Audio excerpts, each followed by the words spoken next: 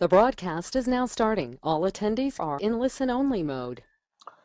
Good evening ख्वातीनो हजरात, आप सब लोगों को खुशामदीद आज के वेबिनार पे। नाउ आज का स्पेशल वेबिनार हमारा ट्रेनिंग वेबिनार होता है जो हर वेंसडे को हम ऑर्गेनाइज करते हैं। और ये स्पेशल वेबिनार डिज़ाइन किया गया है हमारी उन मार्केट्स के लिए, उन लीडर्स के लिए, मेंबर्स के लिए जो हमारे उर्दू और हिंदी स्पीकिंग कंट्रीज में रहते हैं, जिसमें कि मेनली इंडिया, पाकिस्तान, बांग्लादेश और इसके अलावा जितने भी मेंबर्स जो दूसरी कंट्रीज में रहते हैं बट उर्दू और हिंदी लैंग्वेज बोलते हैं, उनके लिए स्पेशली ये वेबिनार डिजाइन किया गया है। Now thank you very much for coming on this webinar. सबसे पहले आज का जो टॉपिक है वो हमने चूज किया है डिसीजन मेकिंग, जिसके बारे में हम next half an hour 40 minutes में बात करेंगे और इस वेबिनार को हम रिकॉर्ड भी करेंगे। एंड अगर आपके पास कोई क्वेश्चन होंगे तो obviously you can ask me those questions. Now, decision making process एक ऐसा प्रोसेस है जो कि हर इंसान को ऑलमोस्ट हर दिन गुजरना पड़ता है कई दफ़ा, बिकॉज लाइफ में आप ऐसे मुकाम पे कई दफ़ा पहुंचते हो, some time many times in a day, कि जब आपको फैसला करना पड़ता है कि मैं ये काम करूं या वो काम करूं। मुझे ये रास्ता लेना है अपने काम पे जल्दी जाने के लिए, या अपने बिजनेस पे जल्दी जाने के लिए, या दूसरी रोड लेनी चाहिए। मुझे ये चीज खरीदनी है या दूसरी चीज खरीदनी है, वगैरह वगैरह वगैरह। हर दफा जब हम डिसीजन मेकिंग के मुकाम पे पहुंचते हैं तो हमारे अंदर एक बेचैनी सी होती है कुछ लोगों के अंदर, कि मैं क्या करूं, लाइक हमें परेशानी हो सकती है उस वजह उस मुकाम पे पहुंच के। डिपेंड करता है कि कितना बड़ा डिसीजन है, ऑफ कोर्स उस पर भी डिपेंड करता है।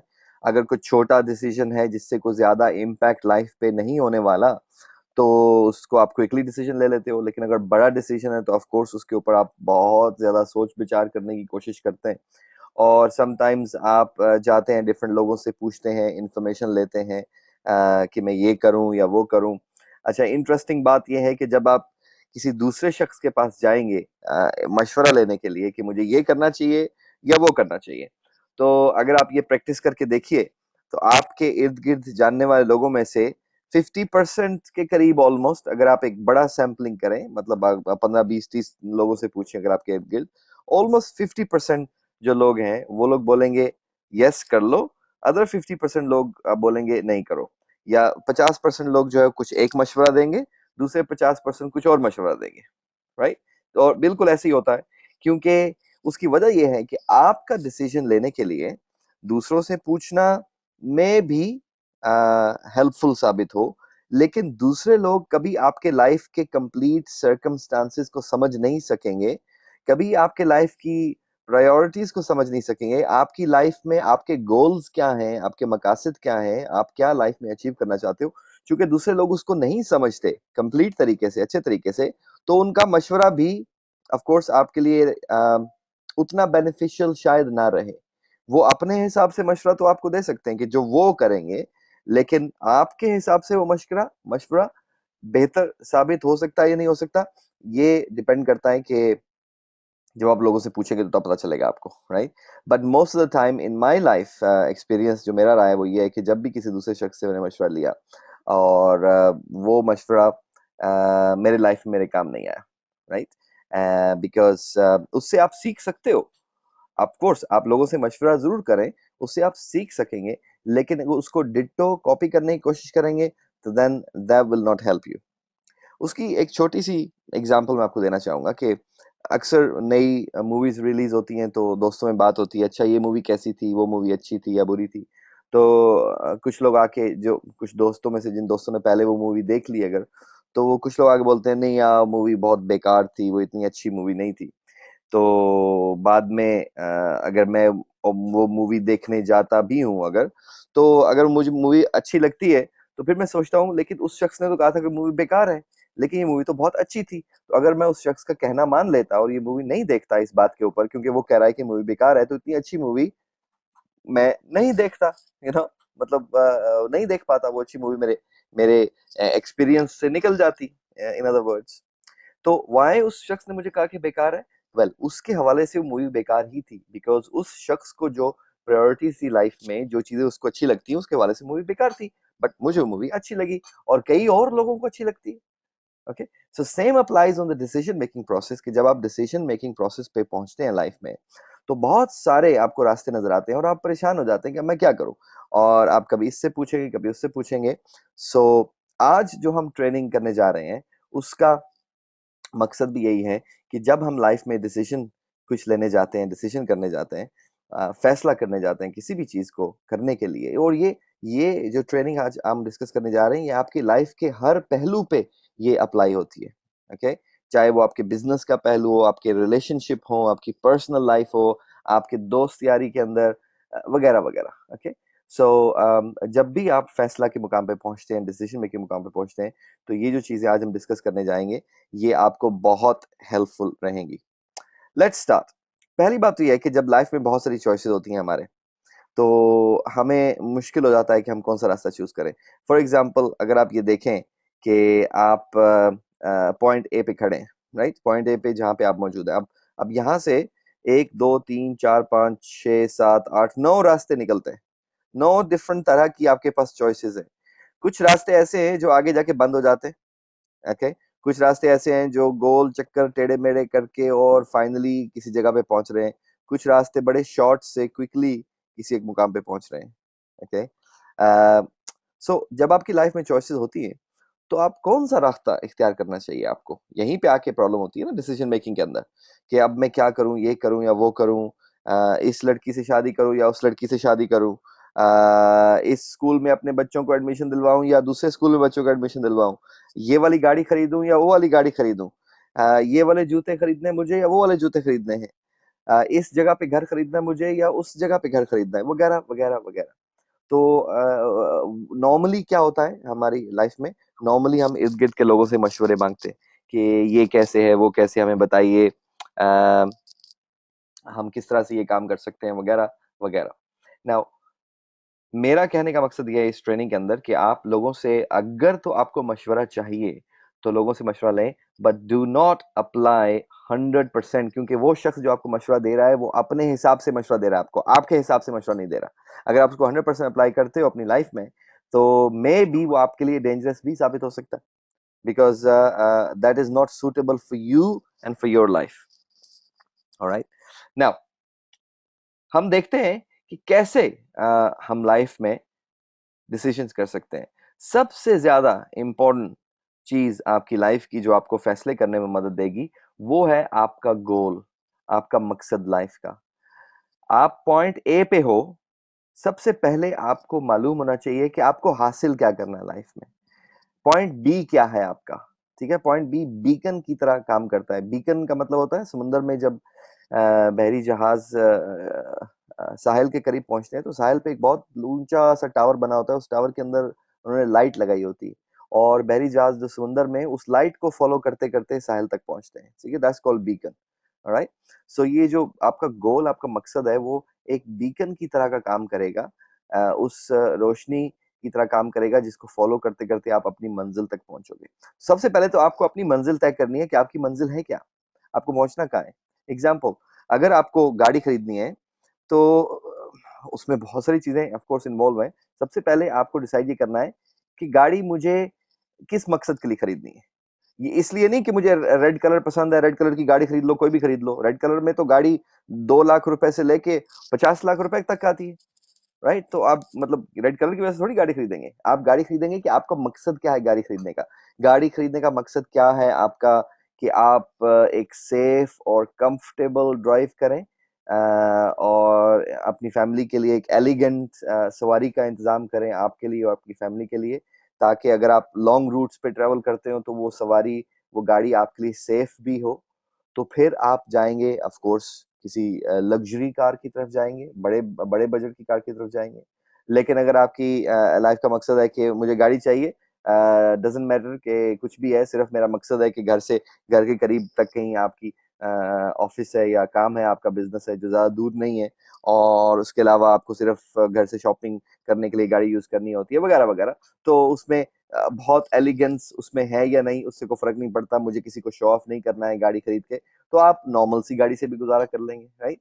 सो first of all you need to know कि आपका गोल क्या है। बच्चे आपने स्कूल में एडमिशन करवाने हैं, कौन सा स्कूल चूज किया जाए। आप बच्चों को क्या तालीम दिलवाना चाहते हैं, कैसी तालीम दिलवाना चाहते हैं, किस लेवल की तालीम दिलवाना चाहते हैं। ऑफ कोर्स उस पे डिपेंड करेगा कि आप कौन सा स्कूल चूज करेंगे, घर आपने कहाँ खरीदना है, आपका मकसद क्या है, आपको रिहाइश किस जगह पे रखनी है, वगैरह वगैरह, इस तरह की बहुत सारी चीजें। सबसे पहले आपके लाइफ का गोल क्लियर होना चाहिए, तब वो आपको हेल्प करेगा डिसीजन मेकिंग वहां तक पहुंचने के लिए।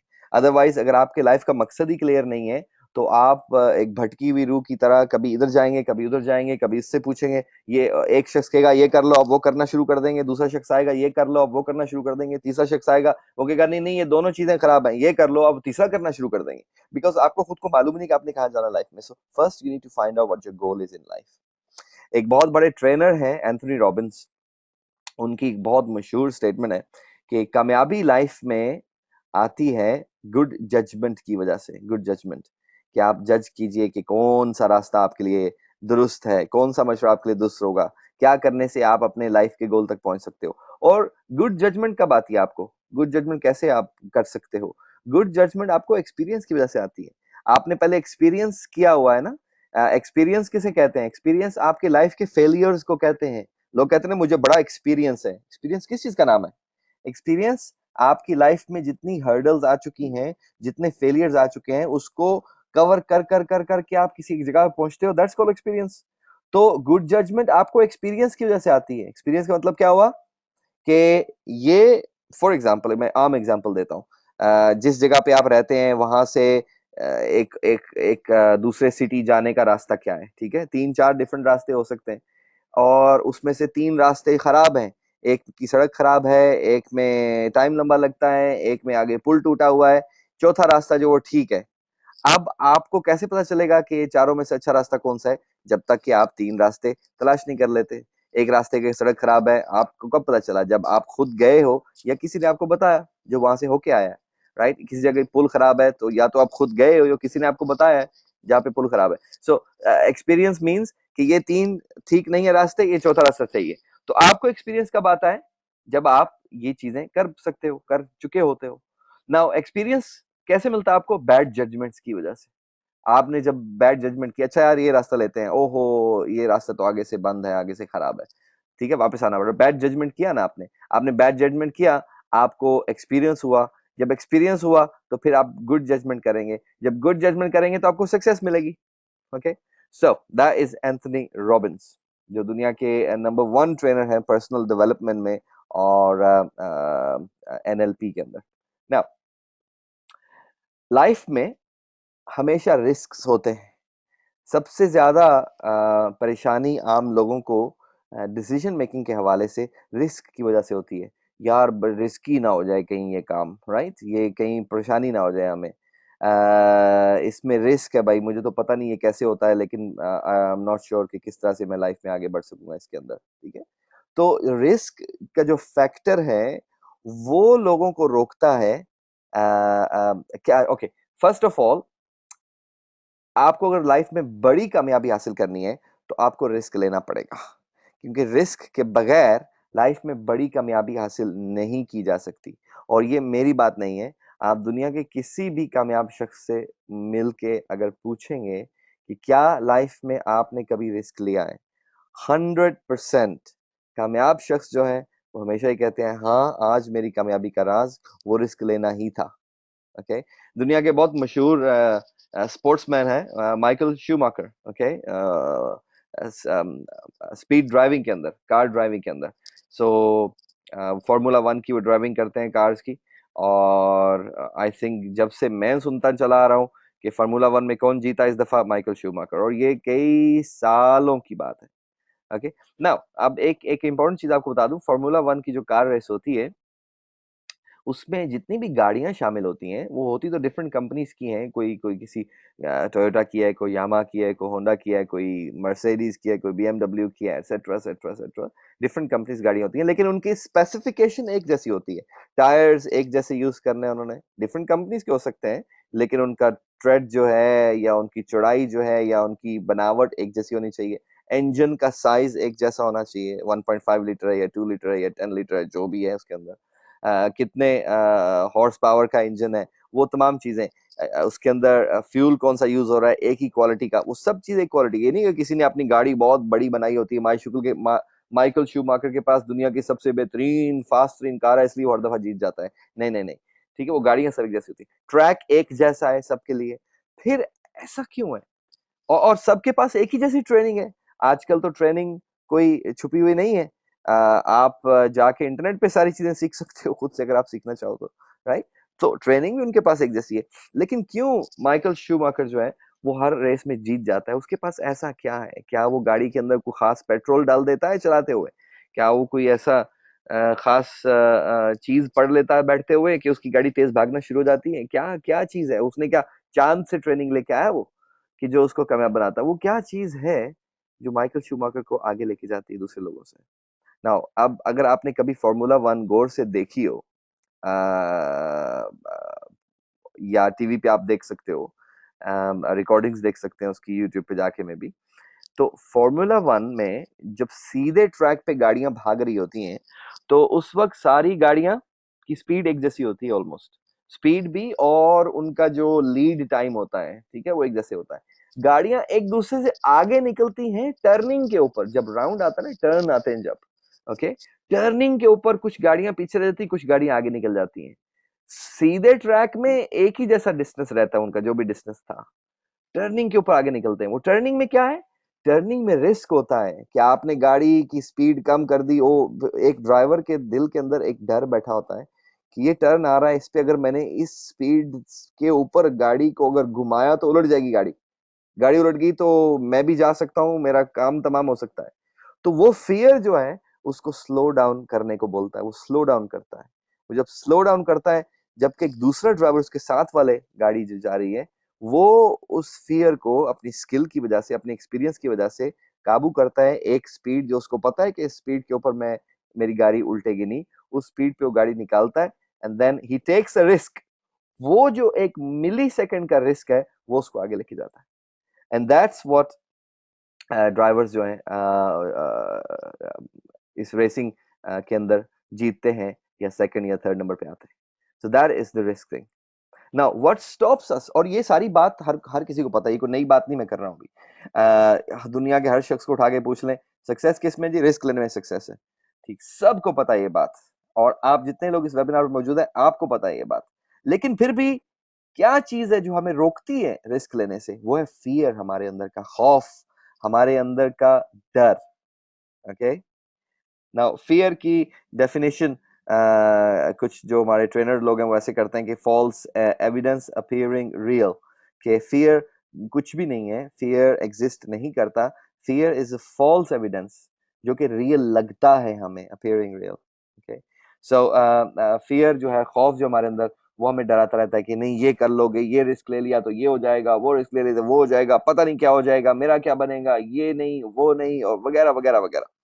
Which is fine, okay, fear of course एक एक चीज है इंसान के अंदर, और वो हर इंसान के अंदर होती है। ओके, नाउ इसकी बात करेंगे हम फियर की एक दो स्लाइड्स के बाद में। एक जगह पे मैं पढ़ रहा था फियर और डिसीजन मेकिंग और रिस्क टेकिंग के हवाले से, तो मुझे ये पोस्टर नजर आया, मुझे बहुत अच्छा लगा, I wanted to share with you. कि इसमें लिखा था हाउ टू लर्न फास्ट। ठीक है, तेज तरीन कोई चीज सीखने का तरीका क्या है, या तेज तरीन कोई चीज करने का या कामयाब होने का तरीका क्या है? तो उसकी एग्जांपल उन्होंने ऐसा ली कि आप स्पीड कंपेयर करें, कि आप सैन फ्रांसिस्को से लंदन आ रहे हैं आप, ठीक है, San Francisco city in in in the States. तो वहां से अगर आपने लंदन आना है, और अगर आप पहला तरीका देखें जो टॉप पे तरीका लिखा हुआ है, लर्निंग बाय रीडिंग, ठीक है, अगर आप रीड करके लर्न करना शुरू करें तो जितना फासला सैन फ्रांसिस्को से लंदन आने तक है, और आपकी स्पीड जो है वो 3 माइल्स पर आवर होती है लर्निंग बाय रीडिंग। ठीक है, that's speed. And travel time कितना आपका होगा? 1833 घंटे।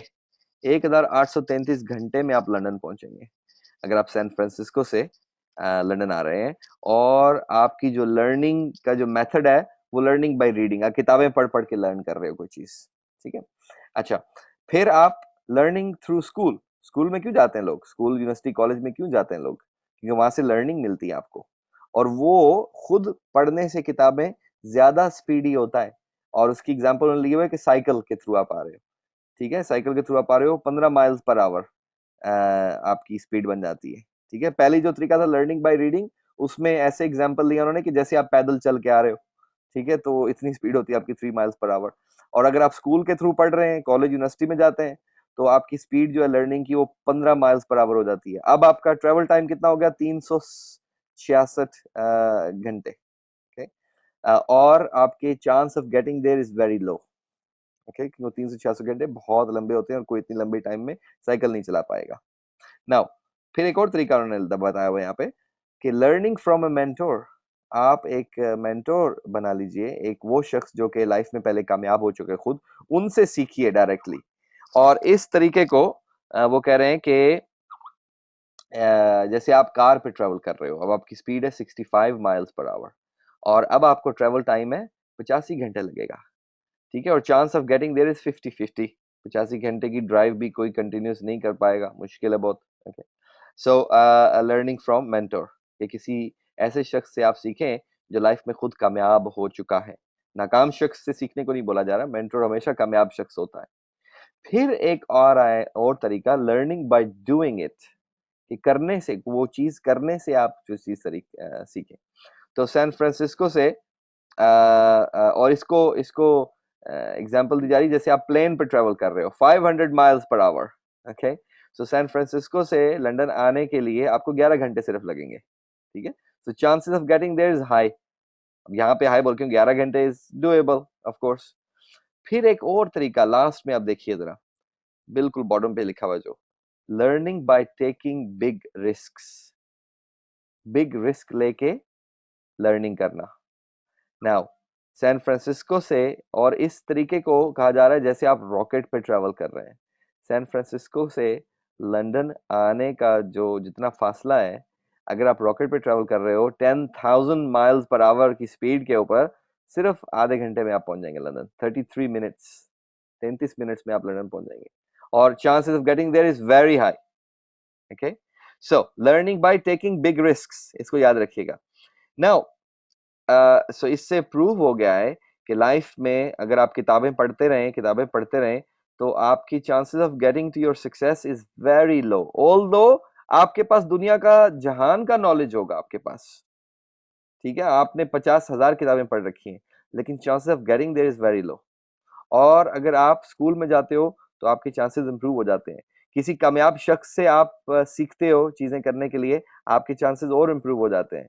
अगर आप खुद करना शुरू कर देते हो तो चांसेस आपके और बेहतर हो जाते हैं। और अगर आप लाइफ में वो चीजें करते हुए बिग रिस्क भी लेते हैं, तो आपकी chances the best in the world आपकी सक्सेस तक पहुंचने के लिए। नाउ जब रिस्क लेने की बात आती है, तो मेरा हमेशा मशवरा ये होता है कि आप ब्लाइंड रिस्क मत लीजिए। लाइफ में कभी ब्लाइंड रिस्क ना लीजिए, क्योंकि blind risk could be very dangerous. Okay, आप कैलकुलेटेड रिस्क लें, रिस्क कैलकुलेशन कीजिए आप, ताकि आप कभी नुकसान में नहीं रह पाओ। ओके, हमेशा लाइफ में बीइंग अ बिजनेसमैन जब आप सोचते हो, तो हमेशा हर दुनिया का बिजनेसमैन रिस्क कैलकुलेशन करता है। ओके, अगर आप अकाउंट्स में हो तो वहां भी रिस्क कैलकुलेशन सिखाई जाती है, बिजनेस में रिस्क कैलकुलेशन सिखाई जाती है। दुनिया के हर कामयाब शख्स जो है वो रिस्क लेते हैं, और कैलकुलेटेड रिस्क लेते हैं, क्योंकि वो लोग जो लाइफ में रिस्क नहीं लेना चाहते, वो लाइफ में कहीं आगे नहीं बढ़ सकते। देखिए छोटी सी एग्जांपल है, बाहर रोड पे निकलेंगे, गाड़ी चला रहे हैं, गाड़ी का एक्सीडेंट हो सकता है, और खुदा ना खासा एक्सीडेंट हो जाए आपकी, तो आपकी आपकी डेथ हो सकती है उस एक्सीडेंट के अंदर। ये तो बड़ा प्रॉब्लम है, राइट, बाहर निकलना। ऐसे करते हैं, फिर ऐसे करें, अगर आप स्टैटिस्टिक्स देखें आपके इर्द गिर्द, आपके जिस भी कंट्री में आप हैं वहां पे गवर्नमेंट के कुछ इदारे होंगे जो स्टैटिस्टिक्स इशू करते रहते हैं। तो आप उन्हें स्टैटिस्टिक्स देखें आपकी कंट्री के, आपकी सिटी में, कि पिछले साल में कितनी डेथ्स हुई हैं एक्सीडेंट्स के जरिए रोड्स के ऊपर, गाड़ियों के अंदर, ठीक है, और ये तादाद हजारों में होगी, राइट, ऑफ कोर्स, क्योंकि पूरे साल की और पूरे सिटी की बात हो रही है। हजारों लोग पिछले साल जो हैं, हजारों के हिसाब से बहुत बड़ी तादाद है यार, कम ऑन, ठीक है, और कंट्री के हिसाब से देखेंगे तो लाखों लोग होंगे। लाखों लोग पिछले साल उनकी डेथ हुई है रोड के ऊपर गाड़ी चलाते हुए। ये तो बड़ी प्रॉब्लम है। तो अब लास्ट ईयर हम उसमें नहीं थे अगर, तो अल्लाह ना करे, खुदा ना खास्ता, इस साल शायद हो सकते हैं।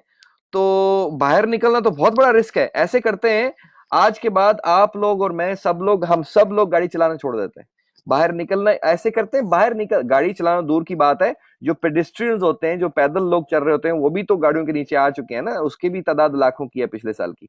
तो ऐसे करें, बाहर निकलना ही छोड़ दें, सब लोग आज के बाद घर बैठ जाते हैं, ये रिस्क हमारा लाइफ से खत्म हो जाएगा कि हमारी एक्सीडेंट की वजह से डेथ नहीं होगी रोड के ऊपर। राइट? क्या ख्याल है? छोड़ देंगे घर से निकलना, बाहर निकलना छोड़ देंगे, गाड़ी चलाना आप छोड़ देंगे? भाई क्यों नहीं छोड़ेंगे? सब लोग कह रहे हैं नहीं छोड़ेंगे, क्यों नहीं छोड़ेंगे भाई? पिछले साल लाखों लोगों की डेथ हुई है रोड के ऊपर, क्यों नहीं छोड़ेंगे आप गाड़ी चलाना? छोड़ना चाहिए ना, क्योंकि इतना बड़ा हमारे पास डेटा है यार, पिछले साल लाखों लोग, कोई छोटी बात नहीं है। बट क्यों नहीं छोड़ेंगे आप? बिकॉज आप कहते हो कि नहीं, रिस्क तो लेना ही पड़ेगा भाई, घर के अंदर बैठ के तो कुछ नहीं होगा, घर में बैठ गए तो बैठ गए, तो लाइफ तो रुक गई यहाँ पे, रिस्क तो लेना पड़ेगा, बाहर तो निकलना पड़ेगा। राइट? बाहर जब निकलेंगे तो हम एक चीज का ख्याल करेंगे कि हम अंधाधुंध ड्राइविंग नहीं करेंगे, हम अंधा ब्लाइंड रिस्क नहीं लेंगे, घर से निकल के रिस्क तो लेना ही पड़ेगा, हम कैलकुलेटेड रिस्क लेंगे, हम ध्यान से गाड़ी चलाएंगे, हम ध्यान से रोड पार करेंगे, हम सारी चीजें ध्यान से करेंगे, कैलकुलेटेड रिस्क लेंगे। ऐसा है या नहीं है? ऐसा ही करते हैं ना आप? घर में तो नहीं बैठ गए, किसी को मैं तो नहीं जानता कि जो घर में बैठ गया हो कि जी बाहर रोड्स के ऊपर तो बड़े एक्सीडेंट होते हैं, मैं घर बैठ गया हूँ। राइट? कितने प्लेन क्रैश होते हैं, लोग प्लेन्स पे ट्रेवल करना तो नहीं छोड़ देते। राइट? मैं तो हर हफ्ते में मेरे कोई फ्लाइट होती है कहीं ना कहीं पे, मेरा तो प्लेन पे ट्रेवल करना नहीं छोड़ दिया। ओके? हाँ, आप जब प्लेन चूज कर रहे हो तो मेक श्योर किसी अच्छी कंपनी के प्लेन में बैठो, आप किसी ऐसे प्लेन में मत बैठो या किसी ऐसी कंपनी के एयरलाइंस की टिकट्स मत खरीदो जो जिसके अंदर रिस्क ज्यादा है, इसके पास पुराने पुराने प्लेन्स हैं। ऑफ कोर्स ये आप कर सकते हो, रिस्क कैलकुलेशन आप कर सकते हो। राइट? कि अच्छी कंपनी के अंदर आप प्लेन में टिकट खरीद के जाएंगे तो ऑफ कोर्स उसमें क्रैश होने के खतरात कम है। रिस्क कैलकुलेशन, खतरा तो फिर भी है, रिस्क तो फिर भी है। रिस्क को अवॉइड करने का एक ही तरीका, कुछ भी ना करें। कुछ ना करने का मतलब है कि लाइफ में कहीं भी नहीं जाएंगे आप। रिस्क कैलकुलेशन कैसे की जाती है आज की ट्रेनिंग में, वो हम चीजें डिस्कस करेंगे। सो अभी तक जो हमने डिस्कस किया वो ये है कि लाइफ में आगे बढ़ने के लिए, कामयाब होने के लिए रिस्क लेना पड़ेगा। अगर आप रिस्क नहीं लाइफ में लेंगे तो लाइफ में कभी आप आगे नहीं पहुंच सकते। सक्सेस, कामयाबी, आपका मकसद, आपका गोल आप हासिल नहीं कर पाओगे।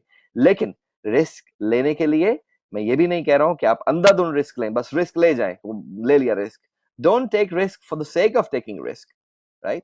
आप उसको कैलकुलेट करें और उसके बाद रिस्क लीजिए। रिस्क कैलकुलेशन के लिए ये जो स्ट्रेटजी मैं आज आपके साथ शेयर करने जा रहा हूं, ये स्ट्रेटजी मैं लाइफ में हमेशा यूज करता हूं और हमेशा से करता चला आ रहा हूं। क्या आप रिस्क कैलकुलेट कीजिए अपनी लाइफ के अंदर। रिस्क कैलकुलेशन किस तरह होती है, उसका बड़ा आसान तरीका है। ये 4 आप बॉक्सेस बना लें। राइट? और एक साइड पे आप डिसीजन लिखते हैं, एक साइड पे आप अपॉर्चुनिटी लिखते हैं। नाउ ये अगर डिसीजन और अपॉर्चुनिटी में दो दो ऑप्शंस हैं कि डिसीजन या तो यस है या नो है। यस और नो का क्या मतलब कि आप वो काम करेंगे, यस, या आप वो काम नहीं करेंगे, नो। ओके? अपॉर्चुनिटी यस और नो का क्या मतलब है कि वो जो काम आप करने जा रहे हैं, क्या वो काम आपके लिए अपॉर्चुनिटी है या नहीं। मतलब अपॉर्चुनिटी का मतलब कि क्या वो काम आप के लिए वो सक्सेस या बेनिफिट आपको दे सकता है या नहीं। ठीक है? तो वो आपके लिए अपॉर्चुनिटी है, तो उसका मतलब है यस।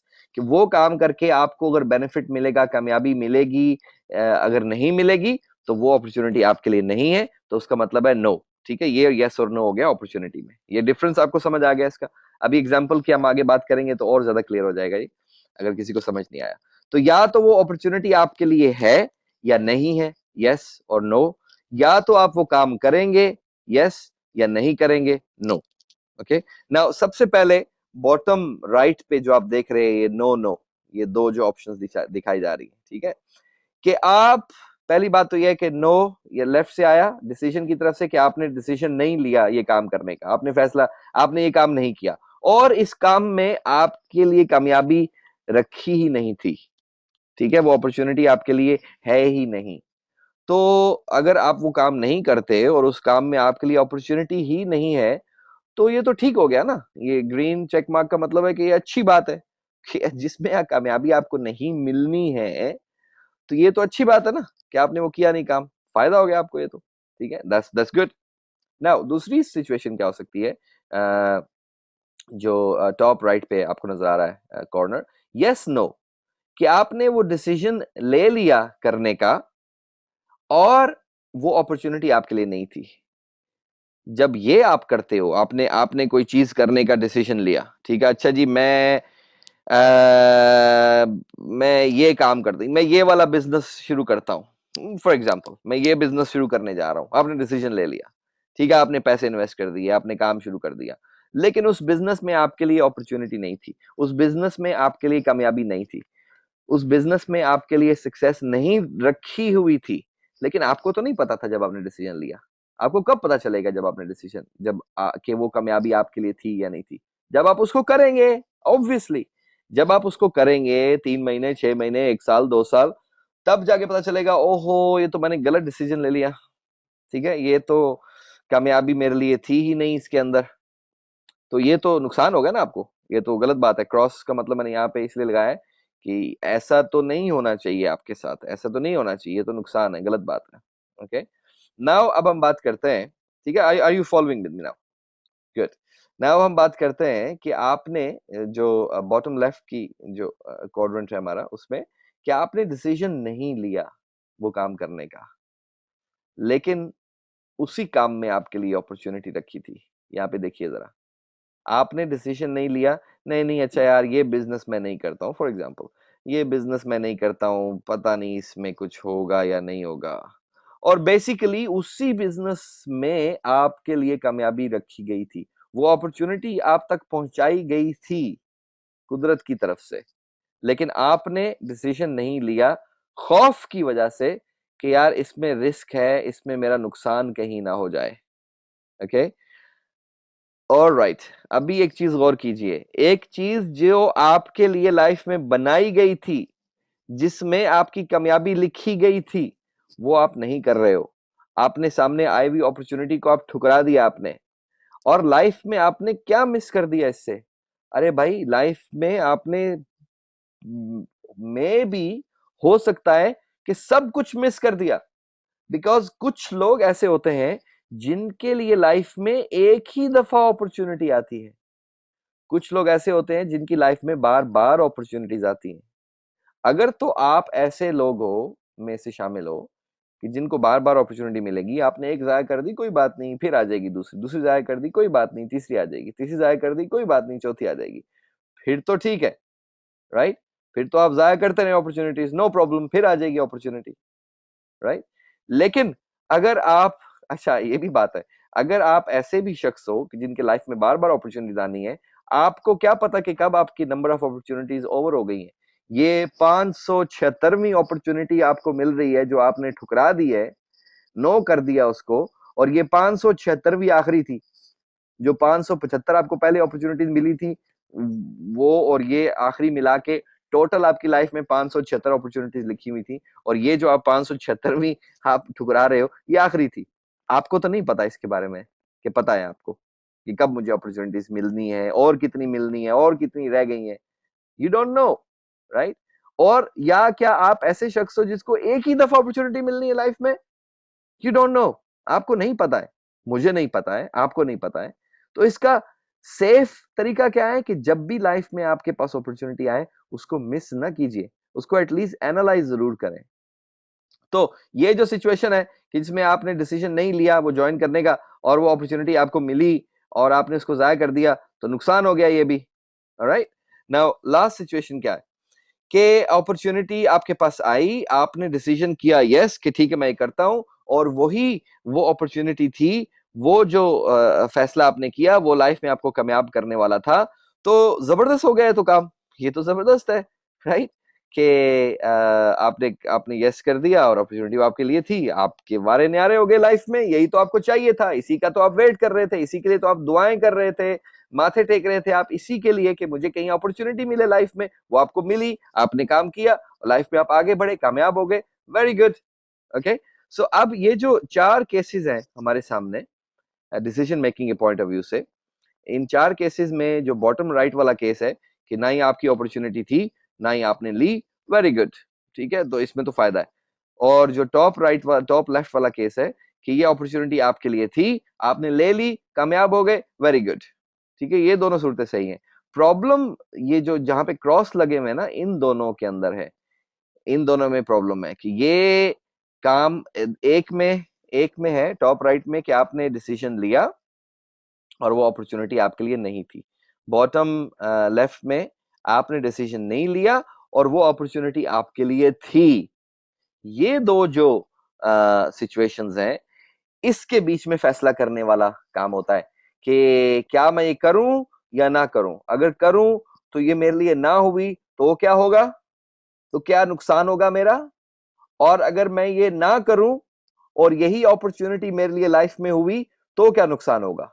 ठीक है, सो जब आप डिसीजन मेकिंग की बारी आती है तो बेसिकली आपकी चॉइस बिटवीन ये दो क्रॉसेस की होती है कि मैं ये करूं या ना करूं। करूं तो अगर ये मेरे लिए हुई तो नुकसान क्या है, और अगर ना करूं, ठीक है, तो अगर करूं तो ये मेरे लिए नहीं है तो नुकसान क्या है, अगर ना करूं और ये अपॉर्चुनिटी मेरे लिए है तो नुकसान क्या है। इन दोनों के दरमियान में डिसीजन होता है इनफैक्ट। ठीक है, तो डिसीजन लेने के लिए आप हमेशा ये चीज कंपेयर करते हो कि risk of not doing it, अगर मैं ये नहीं करता हूं तो इसका रिस्क क्या है, इसका नुकसान क्या है मुझे, right, as compare to risk of doing it, कि अगर मैं ये काम करता हूं तो फिर इसका नुकसान क्या है। Alright, so risk of not doing and risk of doing it, अगर दोनों में से ना करने का रिस्क बड़ा है तो फिर आप उसको कर लीजिए, राइट। अगर आप ना करें और उसका रिस्क बड़ा है तो फिर आप उस काम को कर लीजिए। अच्छा, एग्जांपल देता हूं मैं यहाँ पे। Okay, quick example. आज आप अपने बेटे को स्कूल में दाखिल कराने जा रहे हैं और एक अच्छा स्कूल है, उसमें आप एडमिशन दिलवाना चाहते हैं, और आप एडमिशन की जो एप्लीकेशन है वो जमा कराने का टाइम जो है वो 1 बजे है, दोपहर में 1 बजे के बाद एडमिशन की एप्लीकेशंस बंद हो जाएंगी और आज आखिरी दिन है उस एडमिशन की एप्लीकेशंस का। सो आपको अपने बेटे को स्कूल में दाखिल कराना ही कराना है, राइट, क्योंकि वो स्कूल जो है वो आपके एरिया का एक ही स्कूल है वो, फॉर एग्जाम्पल, ठीक है, या वो आखिरी स्कूल रह गया है, उसके अलावा सारे स्कूल्स में एडमिशन कंप्लीट हो चुके हैं, एक ही स्कूल रह गया है, उसमें आखिरी दिन है आज एप्लीकेशन जमा कराने का। आपको आपके घर से स्कूल का फासला है 1 घंटे का। ओके, आप कहते हो कि मैं 12 बजे निकल जाऊंगा, ओके, घर से, क्योंकि 1 बजे तो एडमिशन बंद हो रहे हैं, तो 1 घंटे में पहुंच जाऊंगा वहां पे, तो 12 बजे निकल जाऊंगा। ओके, अब इस एग्जाम्पल को, इसमें एक सिनेरियो दे रहा हूं आपको डिसीजन मेकिंग का, राइट। अब आप 12 बजे निकल रहे हो घर से, आपको डिसीजन करना है क्या मैं 12 बजे निकलूं या मैं 10 बजे निकलूं। ओके, रिस्क क्या है। अगर मैं 12 बजे निकलता हूं और रास्ते में ट्रैफिक आ गई और रास्ते में कुछ हो गया, टायर पंक्चर हो गया, ये हो गया, वो हो गया, और मैं टाइम पे ना पहुंच सका, ओ माय गॉड, अगर मैं टाइम पे ना पहुंच सका तो एप्लीकेशंस ने जमा नहीं होंगी, बेटे का स्कूल का एडमिशन नहीं होगा, और ये आखिरी स्कूल है हमारे एरिया में, उसके अलावा किसी स्कूल में जगह नहीं है। तो रिस्क देखें कितना बड़ा है ये, राइट, रिस्क कितना बड़ा है कि आप बहुत कुछ लूज करने वाले हो, क्योंकि उसके अलावा कोई और जगह नहीं है, राइट। तो आप अगर अपने अपने ऑफिस से आपको जल्दी निकलना पड़ता है, अपने काम से जल्दी निकलना पड़ता है, कोई डील आप छोड़ के निकल रहे हो, कोई बिजनेस जहां से आपको 50,000 रुपए का प्रॉफिट होना था, तो आप रिस्क ले लोगे, आप कहोगे नहीं नहीं भाई, 50,000 के प्रॉफिट को छोड़ो, मैं उसको सेक्रीफाइस करने के लिए तैयार हूं, क्योंकि ये जो लूज हो जाएगा मेरे बेटे के स्कूल का एडमिशन, ये उससे बहुत बड़ा है, इसलिए मैं ये रिस्क लेने के तैयार नहीं हूं। तो आप 50,000 का प्रॉफिट जो आपको आना है उसको छोड़ के आप जा रहे हो ना ये काम करने के लिए। तो आपने जब रिस्क कैलकुलेशन किया, आपको नजर आ गया ये वाला बड़ा रिस्क है भाई, बेटे के स्कूल का एडमिशन वाला, तो ये रिस्क तो मैं नहीं ले सकता हूं। तो आप क्या करोगे, आप छोड़ के चले जाओगे, आप वो 50,000 की डील का वेट नहीं करेंगे, आप 11 बजे निकल जाएंगे अपने घर से या ऑफिस से, राइट, बच्चे का एडमिशन करवाने के लिए। अच्छा, is that clear. well, that's logical सी बात है। दूसरी बात आपके पास ये कि आज आखिरी दिन है स्कूल्स के एडमिशन्स का, और एरिया में और भी कई स्कूल्स हैं, इस स्कूल में ना हुआ तो यार कल दूसरे स्कूल का आखिरी दिन है, परसों एक और स्कूल का आखिरी दिन है, उससे अगले दिन एक और स्कूल का दिन है, तो बहुत सारे स्कूल्स हैं यार, इसमें नहीं हुआ तो कोई बात नहीं, उसमें हो जाएगा, और सारे स्कूल्स एक जैसे ही अच्छे हैं, सो कोई प्रॉब्लम नहीं है उसके अंदर। तो अब आप क्या करेंगे, अब आप, और फिर आपके पास ऑफिस में बिजनेस डील आ रही है और जिसमें आपको 50,000 का फायदा होगा या नुकसान हो सकता है, तो क्या आप ऑफिस में बिजनेस डील का वेट करेंगे और बच्चे के स्कूल एडमिशन करवाने के लिए निकल जाएंगे पहले, क्या करेंगे दोनों सूरतों में? अब रिस्क देखा जाए तो रिस्क, स्कूल का रिस्क इतना बड़ा नहीं है अभी। रिस्क तो वो भी है कि ये स्कूल का एडमिशन बंद हो गया तो दूसरे स्कूल में पता नहीं जगह मिलती नहीं मिलती, लेकिन एटलीस्ट काफी सारी ऑप्शंस तो हैं हमारे पास और सारी। लेकिन ये नुकसान अगर 50,000 का आज हो गया बिजनेस के अंदर बैठ के, तो ये फिर कवर नहीं होगा। नाउ आपका डिसीजन इस सूरत में डिफरेंट होगा, ठीक है? जब risk of doing it is bigger than risk of not doing it, then don't do it. अगर आप स्कूल के लिए निकलते हो और ये रिस्क बड़ा है कि अगर आप ना निकलते स्कूल के लिए और बिजनेस डील के लिए वेट करते, तो फिर आप नहीं जाएंगे, then you don't do it. Right? और ये जो risk calculation, I hope you understand these two type of risk calculation, किस आप रिस्क करते हो। और ये जो रिस्क कैलकुलेशंस हैं आपकी लाइफ की, दुनिया का कोई भी काम करने के लिए, चाहे वो बिजनेस है, ठीक है, बिजनेस में आप इस्तेमाल कर सकते हैं कि मैं ये वाली डील करूं या ये वाली डील नहीं करूं, क्या मैं यहां पैसे इन्वेस्ट करूं या नहीं करूं, क्या मैं ये काम करूं या नहीं करूं। ठीक है, बिजनेस में आपके हर जगह पे ये रिस्क कैलकुलेशन काम आएगी।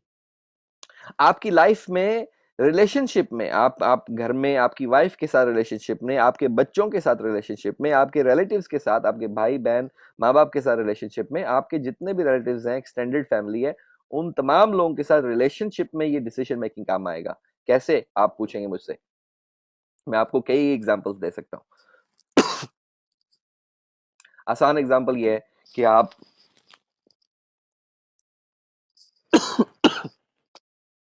एक्सक्यूज मी, ओके, आसान एग्जांपल ये है कि like आप किसी के घर जा रहे हैं अपने रिलेटिव्स को मिलने के लिए।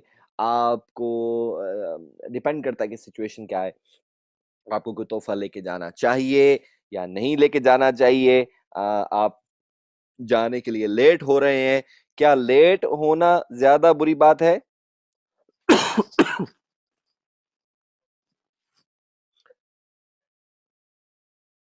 जी, सो क्या लेट होना ज्यादा बुरी बात है, या उनके घर में खाली हाथ पहुंचना ज्यादा बुरी बात है? ठीक है, क्या मैं ये बात कह दूं अपने दोस्त को तो उससे नुकसान होगा हमारे रिलेशनशिप में, या ना कहने से नुकसान ज्यादा है? ओके, क्या मैं इस तरह से बिहेव करूं अपनी फैमिली के साथ, अपने बच्चों के साथ, वाइफ के साथ, उससे नुकसान होगा, या इस तरह से बिहेव करूं तो उससे नुकसान होगा? So you have to decide. Risk calculation life में हर जगह आपके इस्तेमाल होगी, चाहे वो आपका रिलेशनशिप है, फैमिली है, दोस्त यार है, आपका बिजनेस है, आपकी पर्सनल लाइफ है, कहीं पे भी, एवरीवेयर। और आपको क्या चीज हेल्प करेगी लाइफ में डिसीजन, एक्चुअली डिसीजन लेने के लिए? वो आपकी लाइफ का गोल होगा, बिकॉज आपकी लाइफ का गोल जो है, that is a beacon for you, as we said before. आपको अपना पॉइंट ए डिटरमिन करना है कि आप कहाँ पे हैं लाइफ में इस वक्त, और देन आपका पॉइंट बी कि लाइफ में आपका गोल क्या है, जहां जहां पे आपने पहुंचना है, जहां पे आपने जाना है इन लॉन्ग रन। आपकी लाइफ का मेजर गोल क्या है, बड़ा गोल क्या है? जब आप एक दफा लाइफ में अपना गोल को डिटरमिन कर लेंगे, अपने मकसद को डिटरमिन कर लेंगे, वो आपको क्लियर हो जाएगा कि ये लाइफ में मुझे करना है, तो खुद ब खुद रास्ते खुलते चले जाएंगे, और रास्ते खुद आपको बताएंगे कि मैं वो रास्ता हूं जो आपकी गोल तक आपको पहुंचने में मदद कर सकता है, मुझे चूज कीजिए। और दूसरे रास्ते जो हैं, जो आपके गोल तक या नहीं पहुंचते, या आपके गोल तक वो लंबा टाइम लेके पहुंचते हैं, वो खुद ब खुद फेड आउट हो जाएंगे आपके सामने, जब आपको आपका मकसद लाइफ का क्लियर होगा। ठीक है, सो that is one more important thing. हमारी दूसरी ट्रेनिंग्स भी हैं जो कि आपको गोल सेटिंग में हेल्प करती हैं, आपके लाइफ का मकसद क्लियर करने में आपको हेल्प करती हैं, क्योंकि बहुत सारे लोग ऐसे हैं जिनको लाइफ में ये मालूम नहीं है कि वो करना क्या चाहते हैं, वो शॉर्ट टर्म जिंदगी गुजारते हैं। बहुत सारे लोग हमारे इर्द गिर्द तो एक एक महीने की जिंदगी गुजारते हैं। क्या मतलब कि पहली तारीख से 30 तारीख तक की जिंदगी होती है। कैसे? पहली तारीख को तनख्वाह आई, ओहो तनख्वाह आ गई, अच्छा इसमें से बिल जाने हैं, सब्जी का बिल, करियाने का बिल, उसका बिल, गैस, बिजली, पानी, सब चीजें जाएंगी, फिर बच्चों की स्कूल की फीसें, फिर उनकी स्कूल ले जाने वाली वैन है उसका किराया, आपकी मोटर बाइक में पेट्रोल, आपकी गाड़ी में पेट्रोल जो डलना है वो, घर की सब्जी वगैरह वगैरह, शॉपिंग, जूते कपड़े, ये वो, रिश्तेदारों को देने दिलाने के लिए। इन चीजों में आपकी सैलरी 1 तारीख से लेके 10 तारीख तक खत्म हो जाती। ओके, और फिर 10 तारीख के बाद परेशानी रहती है कि आप 10 से लेके अगली पहली तक जो 20 दिन है बीच में, ये कैसे गुजारे जाए। ठीक है, तो बहुत सारे लोग लाइफ एक एक महीने की लाइफ गुजारते हैं, तो उनकी लाइफ शुरू होती है पहली तारीख को, 30 तारीख को खत्म होती है, और फिर पहली तारीख को नई लाइफ शुरू होती है। राइट? एक एक महीने का फोकस है लाइफ के अंदर, और उनके अंदर उन लोगों के अंदर लॉन्ग टर्म विजन नहीं होता, long term focus, long term goal नहीं होता। ठीक है, हो सकता है, ये नहीं कि वो लोग खराब हैं, मैं ये नहीं कह रहा हूँ यहाँ पे, बट सर्कमस्टेंसेस लाइफ के कुछ ऐसे बन गए कि लोगों की लाइफ एक मंथ से दूसरे मंथ में पिस जाती है, घुट जाती है। उन लोगों को लाइफ में अगर गोल सेटिंग की ट्रेनिंग मिल जाए, तो वो लोग अपनी लाइफ को और बेहतर तरीके से प्लान कर सकते हैं, बेहतर तरीके से उसको ऑर्गेनाइज कर सकते हैं, और रादर देन कि एक एक महीने की जिंदगी गुजारें, आप अपनी जिंदगी को गुजार सकते हैं, और लाइफ में वो तमाम डिसीजंस आप कर सकते हैं जो आपको आपके मकसद तक लेके जाएंगे। So this is all in this training. आपका बहुत शुक्रिया इस ट्रेनिंग वीडियो को देखने के लिए, एंड आई होप कि ये आपको लाइफ में डिसीजन मेकिंग में हेल्प करेगी, और ये डिसीजन मेकिंग आपको आपकी लाइफ के मकासद और आपके गोल्स तक लेके जाएगा। और अगर आपको गोल सेटिंग के लिए कोई ट्रेनिंग्स हासिल करनी है तो हमारी दूसरी ट्रेनिंग्स को भी आप देख सकते हो। सो अप अंटिल देन, अपना ख्याल रखिए, take care and goodbye. This is Atif Kamran, and I'm signing out.